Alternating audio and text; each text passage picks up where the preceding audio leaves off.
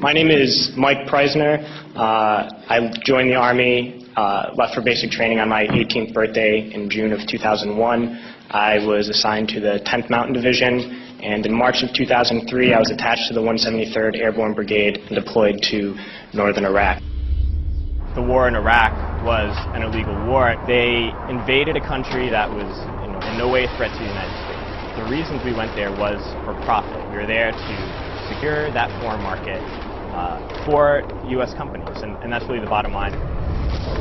Bombing water supplies, knowing that it would kill hundreds of thousands of children, and this is something that many people forget, and we can't forget. What's at the heart of foreign policy is whether or not a country is willing to open up its markets to U.S. companies, willing to open up its labor force and its natural resources. Barack Obama, he has a lot of support from people who want to end the war, but when you really look at what Barack Obama wants to do, Barack Obama's change in management plan is different from the Bush administration's, really all-out war, all-out destruction of the Iraqi people. His plan is just a more subtle occupation, a friendlier face. The United States and Israel has thousands of nuclear weapons. They are not in compliance with the Nuclear Non-Proliferation Treaty. We use these weapons in a very threatening way. We threaten the rest. We are the ones that are really, rattling the swords, and it really comes down to economic interests very blatantly. So all this demonization, the purpose that it serves is making a pretext for military aggression.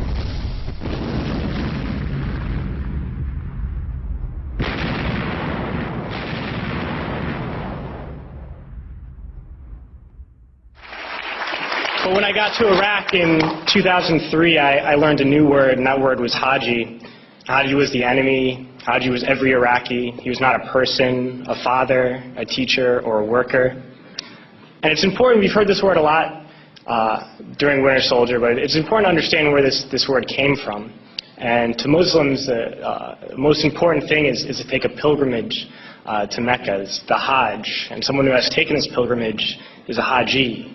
And it's something that in traditional Islam is the highest calling in the religion. So we took the best thing for a Muslim and made it into the worst thing.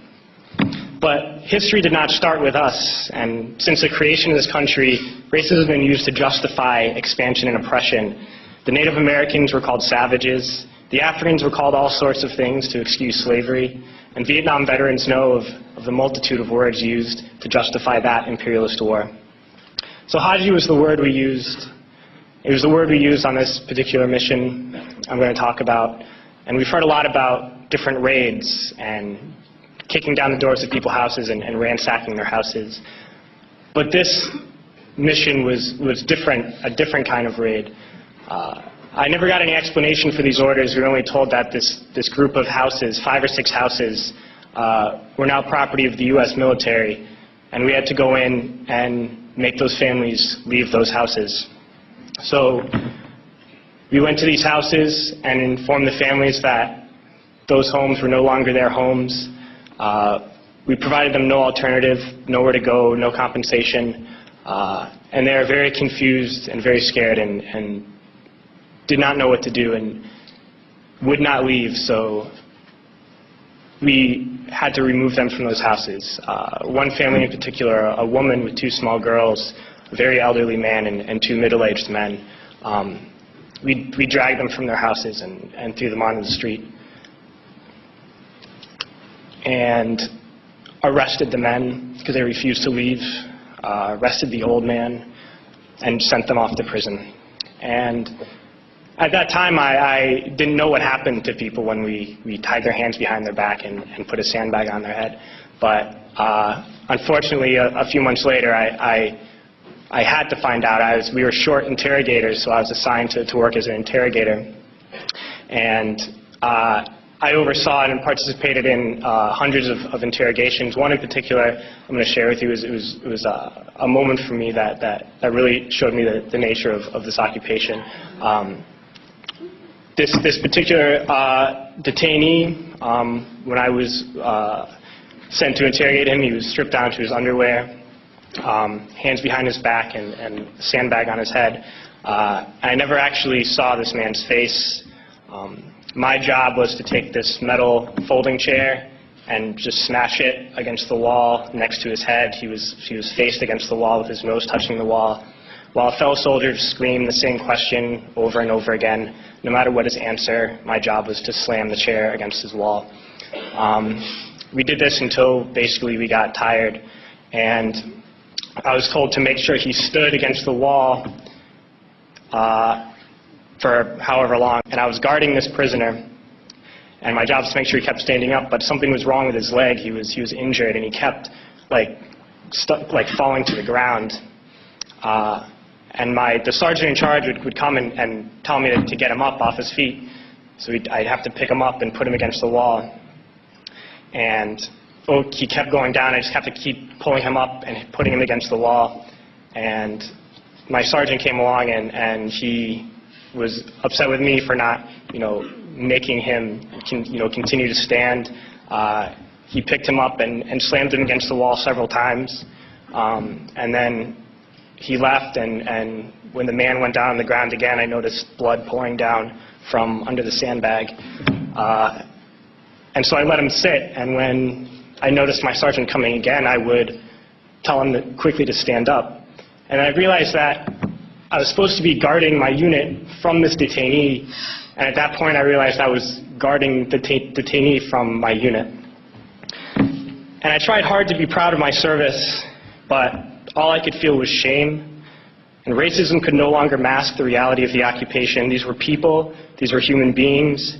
I've since been plagued by guilt anytime I see an elderly man, like the one who couldn't walk, who we rolled onto a stretcher and told the Iraqi police to take him away. I feel guilt anytime I see a mother with her children, like the one who cried hysterically and screamed that we are worse than Saddam as we forced her from her home. I feel guilt anytime I see a young girl, like the one I grabbed by the arm and dragged into the street. We were told we were fighting terrorists. The real terrorist was me, and the real terrorism is this occupation.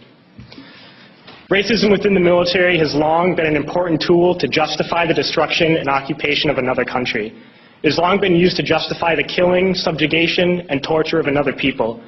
Racism is a vital weapon employed by this government.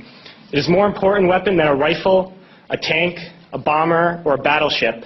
It is more destructive than an artillery shell, or a bunker buster, or a Tomahawk missile. While all those weapons are created and owned by this government, they are harmless without people willing to use them. Those who send us to war do not have to pull a trigger or lob a mortar round. They do not have to fight the war, they merely have to sell the war. They need a public who is willing to send their soldiers into harm's way. They need soldiers who are willing to kill and be killed without question. They can spend millions on a single bomb, but that bomb only becomes a weapon when the ranks in the military are willing to follow orders to use it. They can send every last soldier anywhere on earth, but there will only be a war if soldiers are willing to fight. And the ruling class, the billionaires who profit from human suffering, care only about expanding their wealth, controlling the world economy, understand that their power lies only in their ability to convince us that war, oppression, and exploitation is in our interest. They understand that their wealth is dependent on their ability to convince the working class to die to control the market of another country. And convincing us to kill and die is based on their ability to make us think that we are somehow superior. Soldiers, sailors, Marines, airmen have nothing to gain from this occupation. The vast majority of people living in the U.S. have nothing to gain from this occupation. In fact, not only do we have nothing to gain, but we suffer more because of it. We lose limbs, endure trauma, and give our lives. Our families have to watch flag-draped coffins lowered into the earth. Millions in this country without health care, jobs, or access to education must watch this government squander over $450 million a day on this occupation.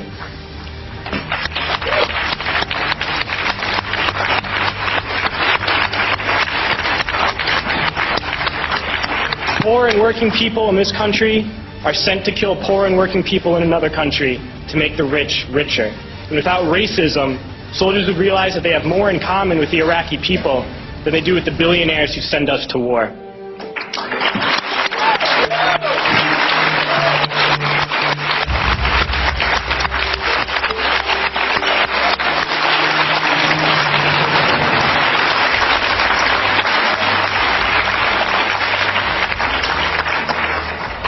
I threw families onto the street in Iraq. only to come home and find families thrown onto the street in this country, in this tragic and unnecessary foreclosure crisis. We need to wake up and realize that our real enemies are not in some distant land. They're not people whose names we don't know and cultures we don't understand. The enemy is people we know very well and people we can identify. The enemy is a system that wages war when it's profitable. The enemy is the CEOs who lay us off from our jobs when it's profitable. It's the insurance companies who deny us health care when it's profitable. It's the banks who take away our homes when it's profitable.